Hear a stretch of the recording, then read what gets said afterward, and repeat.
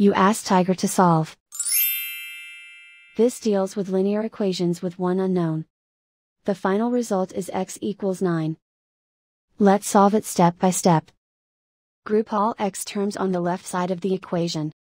Subtract 2x from both sides. Group like terms. Simplify the arithmetic. Group like terms. Simplify the arithmetic. Group all constants on the right side of the equation. Add 17 to both sides. Simplify the arithmetic.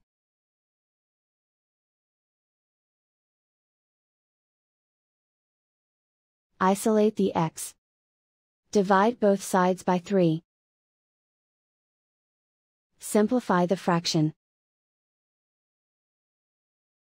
Find the greatest common factor of the numerator and denominator. Factor out and cancel the greatest common factor. And so the final result is x equals 9.